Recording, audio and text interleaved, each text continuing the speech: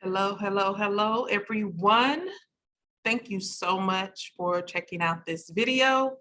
For those of you who do not know, you may be new to seeing my face. My name is Rashunda Rene. I am the owner of Innovative Entrepreneurs Hub here in Los Angeles. Innovative Entrepreneurs Hub is actually a hybrid company. We are part shared workspace where people can come into the space here and work, basically plug in and work from the space. We have monthly memberships. And then on the other side, we do business development, business management, helping individuals and business owners start, grow, develop, and ultimately scale their businesses. So that is Innovative Entrepreneurs Hub. You feel free to check us out at innovativeentrepreneursHub.com. But today I am coming before you to talk a little bit about business structures and some of the more common ones that we do here in the marketplace. When you're really starting to think about business, one of the first things you really do need to consider is what form or what business entity structure you will establish.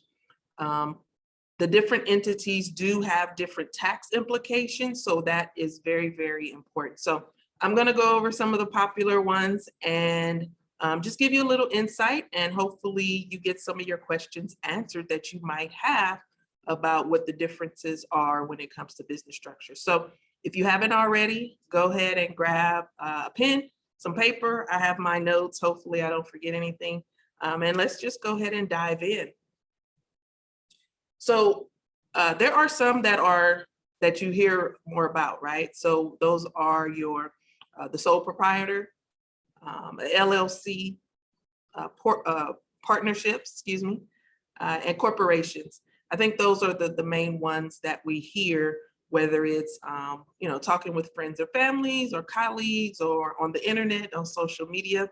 You really do hear about those particular business structures. But what you need to be aware of is, as I mentioned, some of those tax implications when it comes to forming your business entity.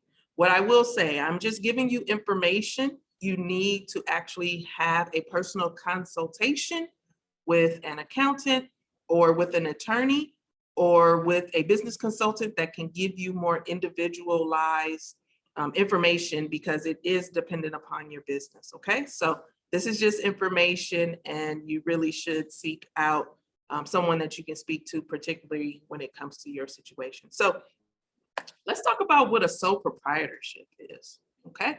So depending on where you live, there might be a different entity that you have to form your sole proprietorship with, or basically solidify your sole proprietorship with.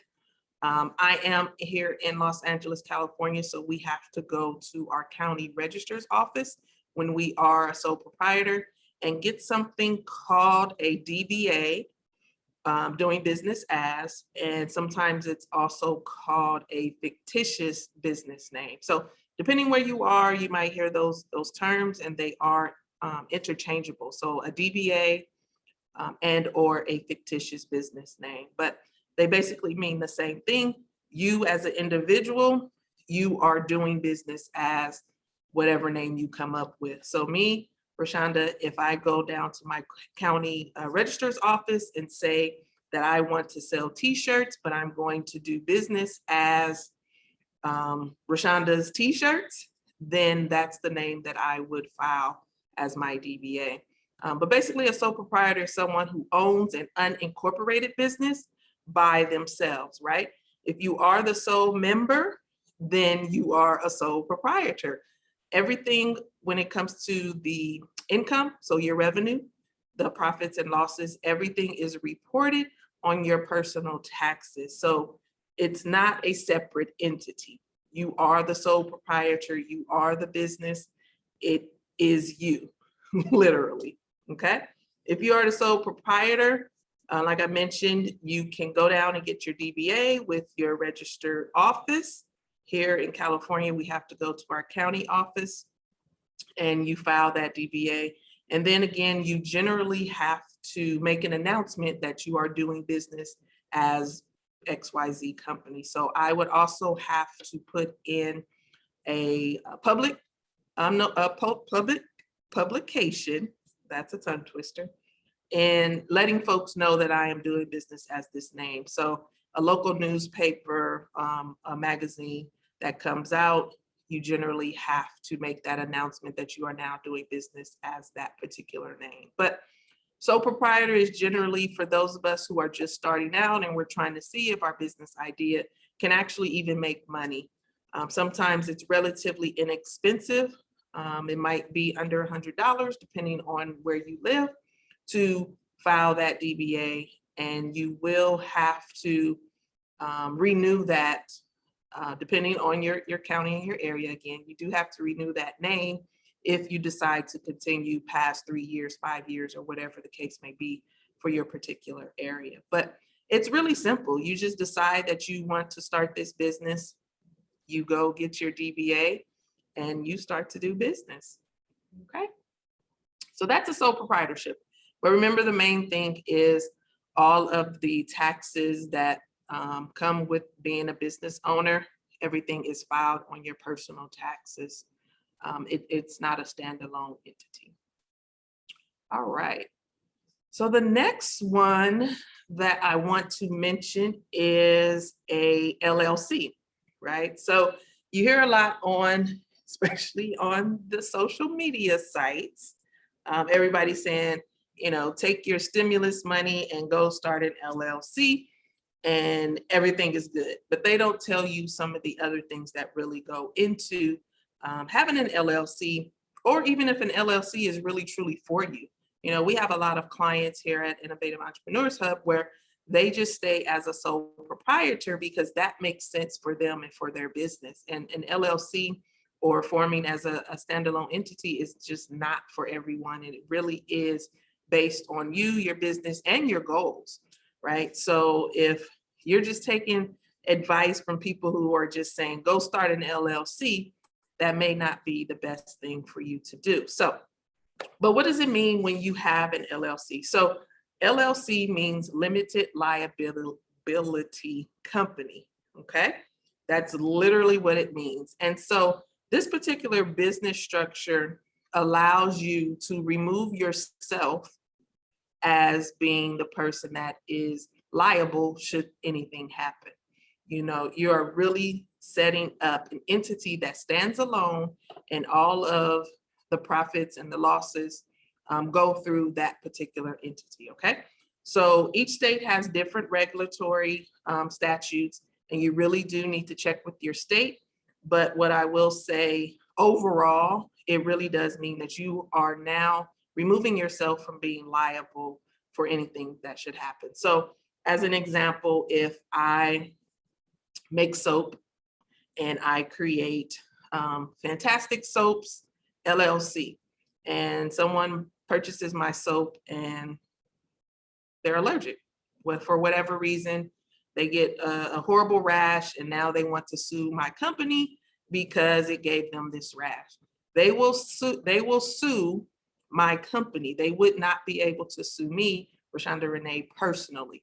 So anything that should they win their lawsuit, the company would be liable. I would not be liable. So that is something that, again, if you are at that stage of being able or needing to create an LLC, that is the main reason that you do that.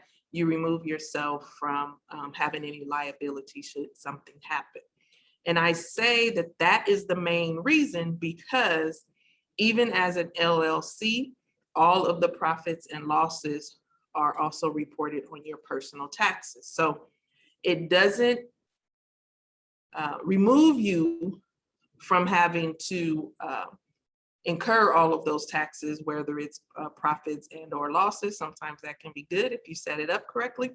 But like I said, it does protect you when it comes to should something happen if someone wants to sue your company. LLC owners are called members. So that's something else you need to be aware of.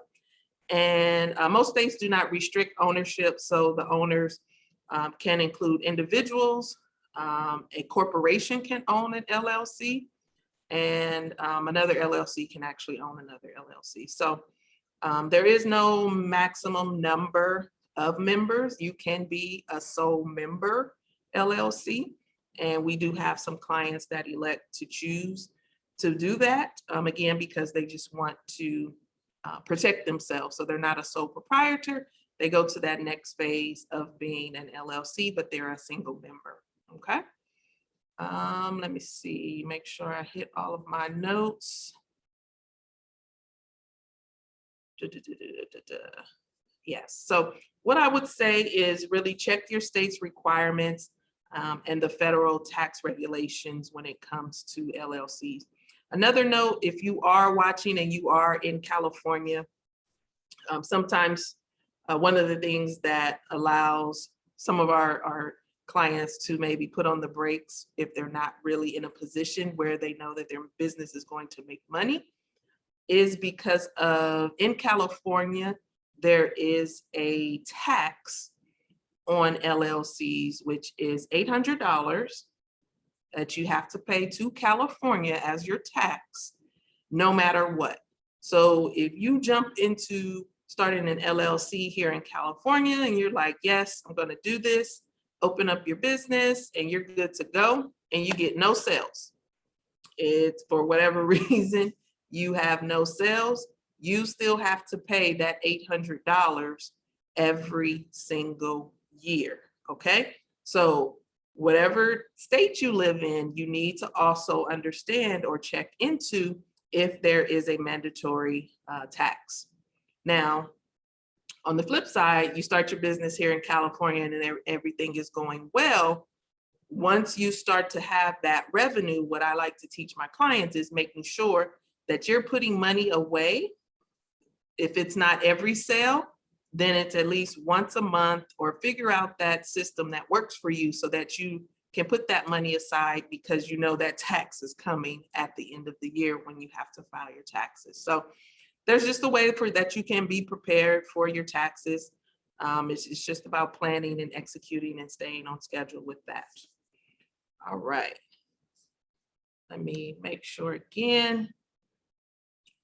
Hit any notes that I have. I think I am good on that. I do have, yes, so we are good with that. Now, what you might be wondering, some of you, when you have a partner, if you have a business partner, right? So what classification do you use? Can you be an LLC? Do you stay as a sole proprietor? You know, what do you do?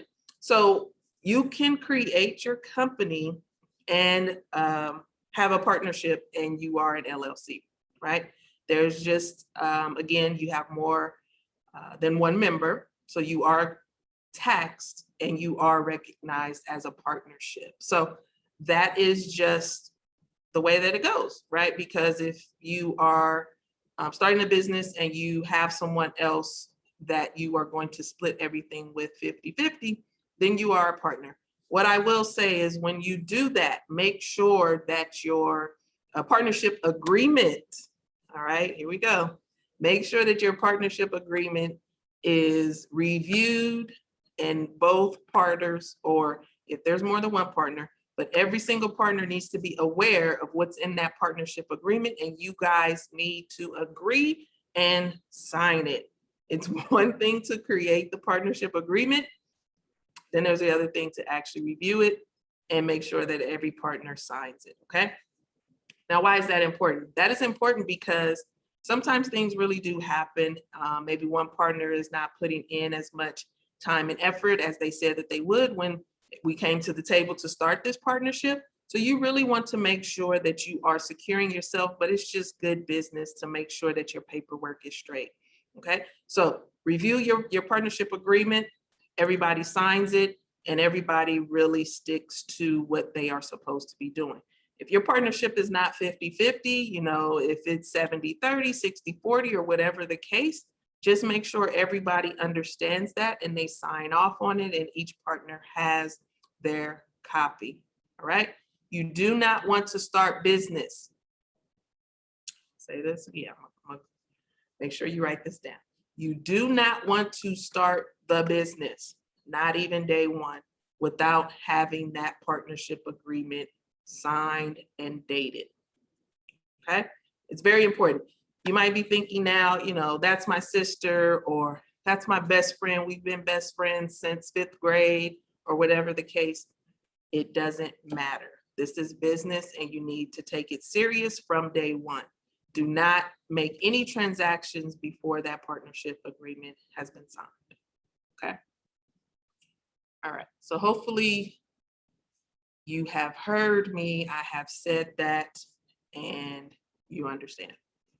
Now, I want to go to corporations. All right. Now, I might have to flip flop a little bit, so stay with me. Corporations. All right. Forming a corporation.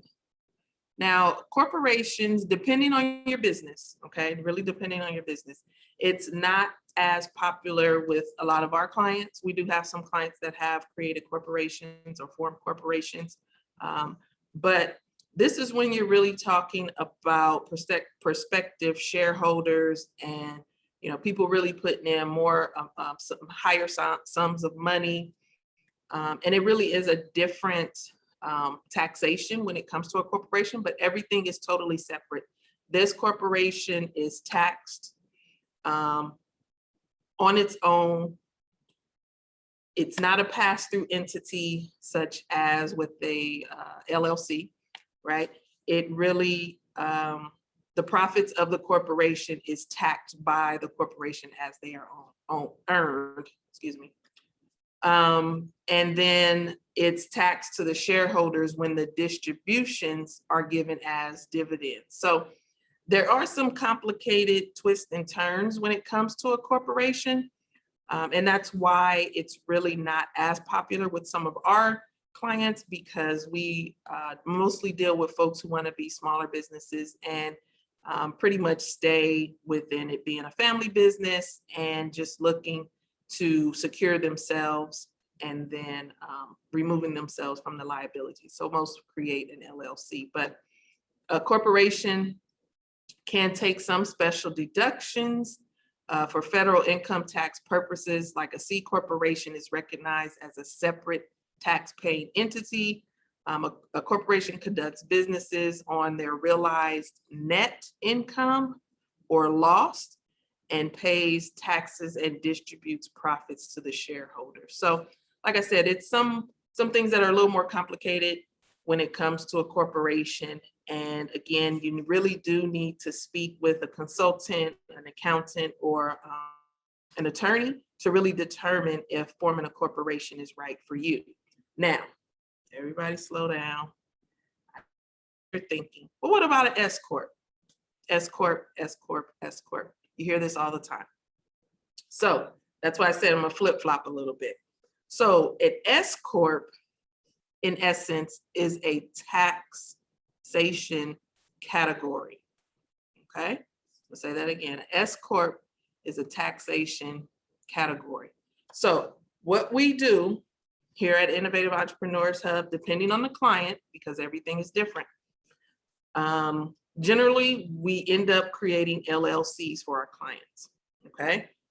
And then when the client knows, like, hey, I'm gonna be making some money, I'm ready to put myself on payroll. Hear me clear. Ready to put myself on payroll.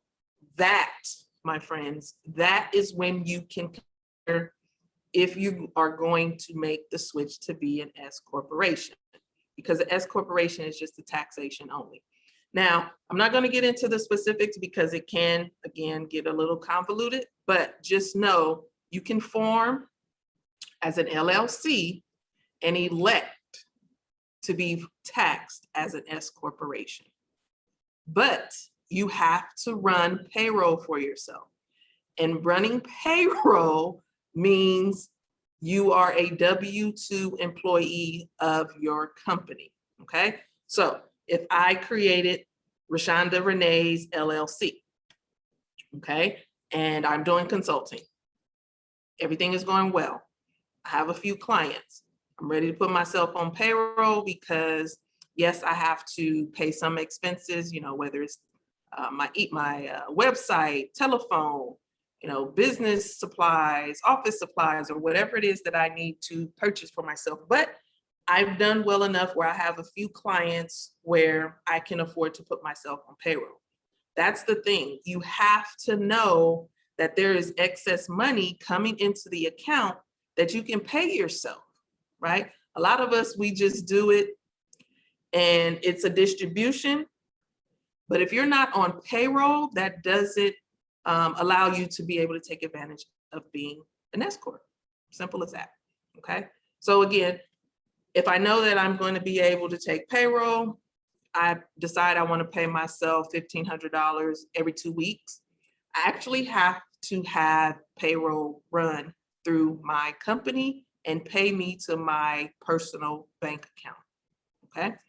So now that's meaning you have to run QuickBooks payroll, what else? Gusto, whatever payroll system, Paychex, ADP, whatever it is that you run payroll through, you actually have to put yourself on there. You're a W-2 employee, you pay yourself to your personal account. Hopefully I didn't confuse you too much, but that right there is the reason for you to become an S Corp. Don't just go to someone and say, hey, I want to start a business and I want to be an S Corp. It doesn't work that way. You really have to be in a position to put yourself on payroll. And then it really, in order for you to really take advantage of it when it comes to the taxes, and again, I'm not giving you any tax advice, but there is a certain percentage once you are able to take the revenue income that you have, you pay your expenses, and the leftover revenue, there's a certain percentage that you should be at in order for you to really be able to determine should you be on payroll in order for it to make sense. Because people elect to be an S Corp because of the tax benefits. But if all of that doesn't come into play, it's a moot point and you've wasted time and you've wasted money, okay? So hopefully that wasn't too confusing. I know going out and starting an S Corp is the thing to do, but it does not necessarily mean that it's for you. Just like going out and starting an LLC may not necessarily be for you. So those are the main business structures. So you have a sole proprietor, which is basically a DBA or a fictitious business name. And then you have your LLC, which is basically a limited liability company. And that is just exactly what it's doing. It's limiting your personal liability should something happen when it comes to any legal matters with the business. You can have a partnership out of your LLC. If you have more than one member, make sure you get your partnership agreement signed. Remember, we said that. And then you have your corporations. One thing I didn't mention was also nonprofit corporations are in there. A nonprofit is a corporation, and you need to make sure that you understand everything that goes with forming a nonprofit corporation. And then you have the unicorn, so to speak, is the S Corp taxation, which you can be formed as a corporation and be taxed as an S Corp, or you can be formed as an LLC and be taxed as a corporation.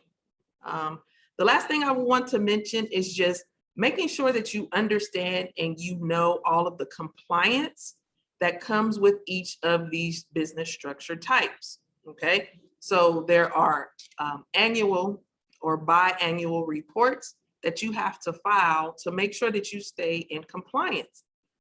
Sometimes there are things that you need to do quarterly. If that's your taxes, make sure that you understand that and you know what compliance things that you are signing up for, basically, okay? I think I have hit all of my notes. Just look over a few things here, but hopefully I've been able to clarify some of this for you and you are ready to talk to someone specifically about forming your business, or even if you need to make any amendments, that is definitely possible, okay?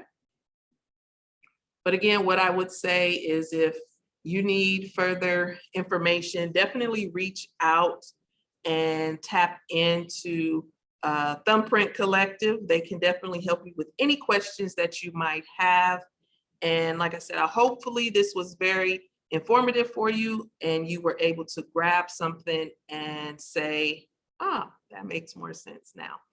Last thing before I go, I want to invite you to head to our website, InnovativeEntrepreneursHub.com. So that's Innovative Entrepreneurs with an S, hub.com. If you go to our website, we have a wonderful startup new business checklist right there. You can sign up and download it. It's an immediate download, and that can give you just some insight on what it really means and some of the steps when it comes to starting a new business. That's it, folks. So again, thank you for checking out this video. Hopefully it wasn't too long. I don't think so. But my name is Rashunda. Thank you so much for watching, and take care of yourselves. Drink plenty of water, and maybe I'll see you on another training. Have a great day.